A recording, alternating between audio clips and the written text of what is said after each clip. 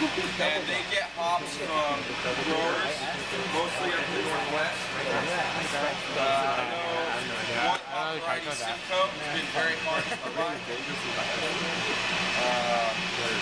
So there's huge competition for hops. Grains, easier to come by, more so than hops. Yeast, you can culture your own yeast and grow it.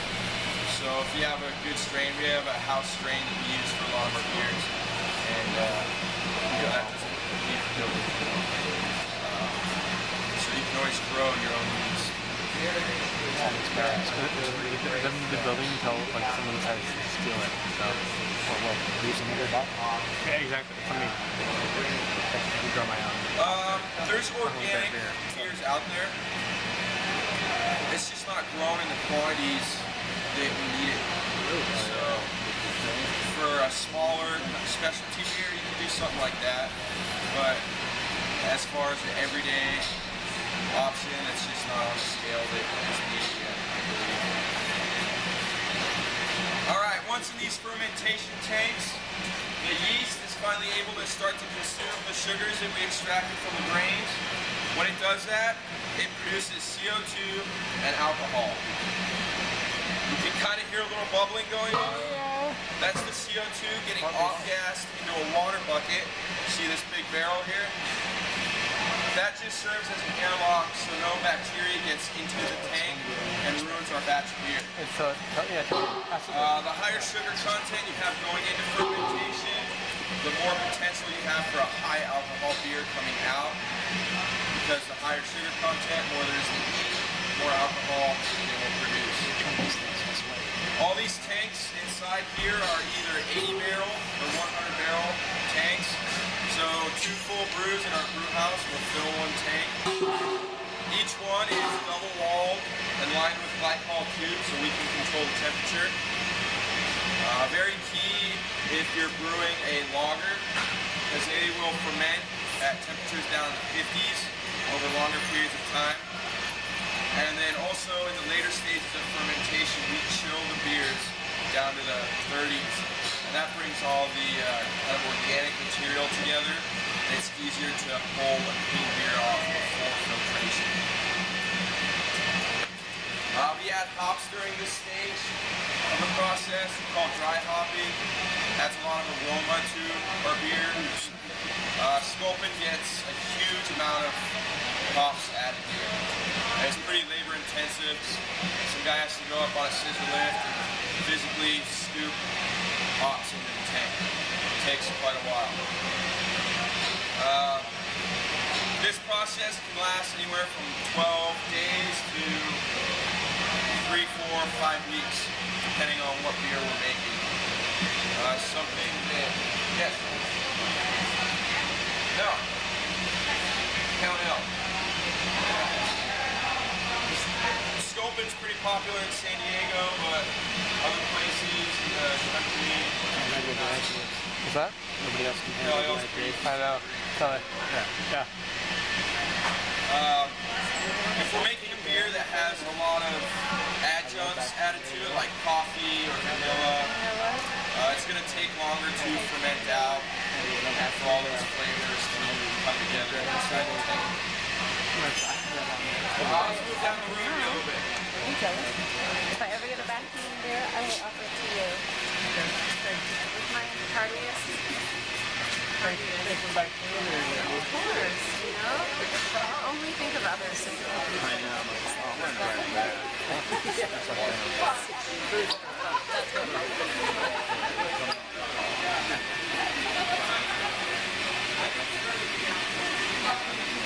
That was quite fun. Yeah.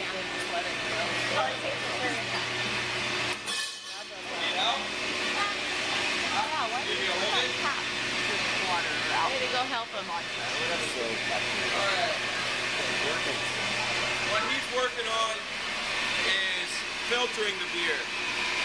Once the fermentation process is done, we run it through that time machine looking thing over in the corner there. That's our centrifuge filtration system. Just spins at a rapid rate and squeezes all the liquid out of the solid material, hot material that we pull out of the tank.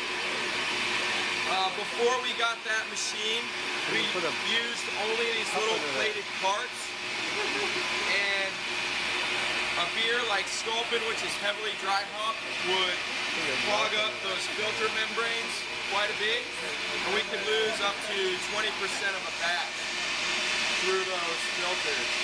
Now with the centrifuge, might lose 5% of the same beer.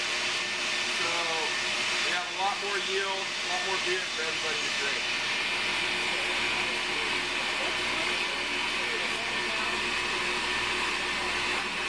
He's probably just some water. He's probably just priming the system right now. He's definitely not dumping beer down. He's filtering Sculpin too, so he would not be dumping that. Once the filtration process is done, we put it into one of these two tanks over here. Those are 200-barrel bright tanks. That is where we force carbonate our beer. Instead of adding sugars during the bottling stage, it's called bottle conditioning, which creates CO2 within the bottle. We connect a hose to these tanks with a carb stone on the inside, and it forces CO2 into the beer. It's more efficient and more consistent for us to do it that way than bottle conditioning. Now let's move back up the road here a little bit. 200 barrels. We have 4 more 200 barrels out back, and we're making a new concrete pad out back as well for more tanks. And each barrel's 31 gallons. Plate chillers. Plate chillers.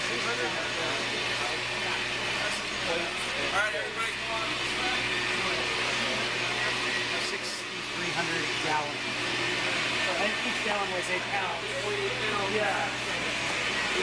A full-size keg, 15-gallon keg, is about 150 pounds. So this thing weighs about 100 pounds.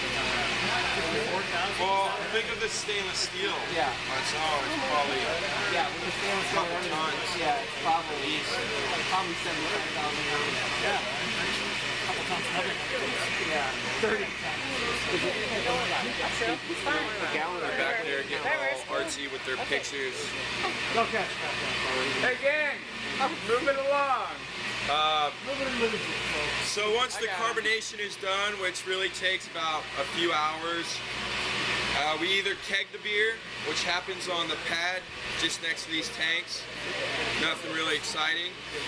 Or we pump it over to this machine here, which is our bottling line. It is a 1966 7-Up bottler. Seriously.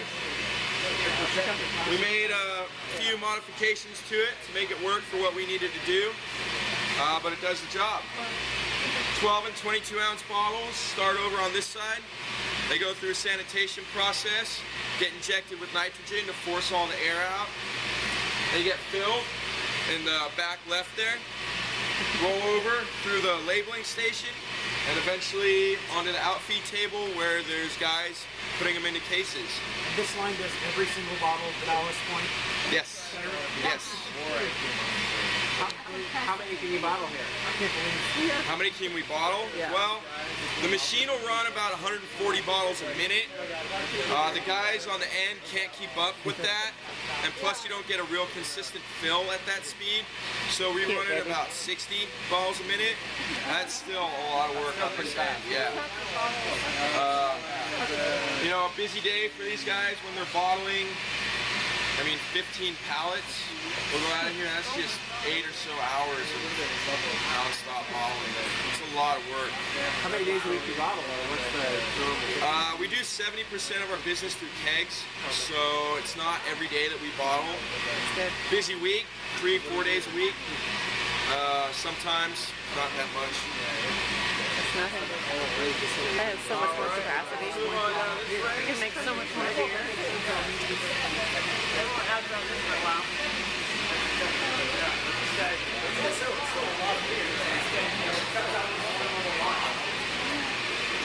When I last toured Stone at There's no idea. There's no way.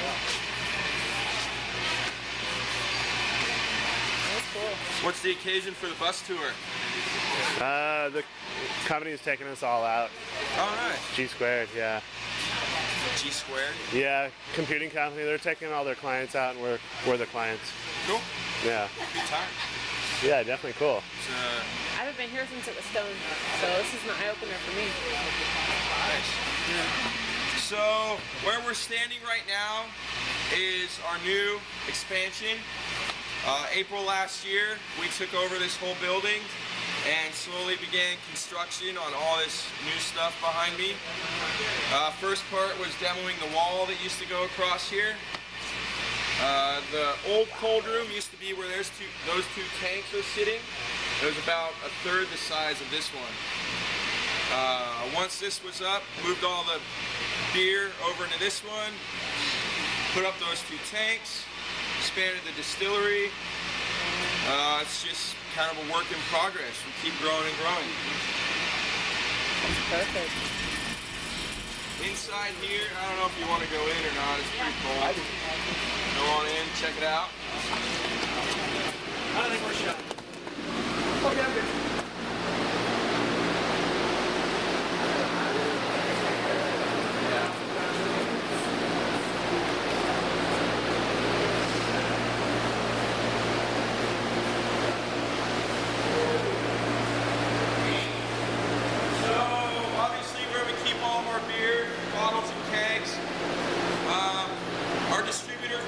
Twice a week, cleans us out, we fill it back up.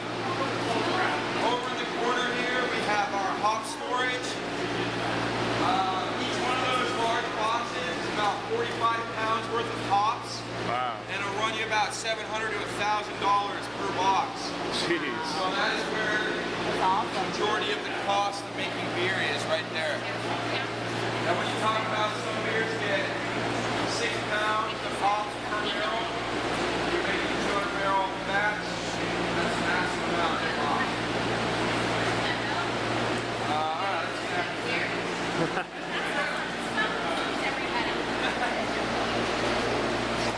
In the old cold room, I used to shuttle everybody in and then close the door and shut the light off. Okay, thanks.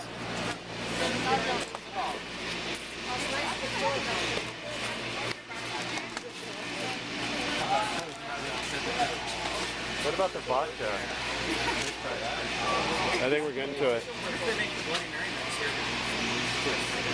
I haven't tried it. I don't like Bloody Mary.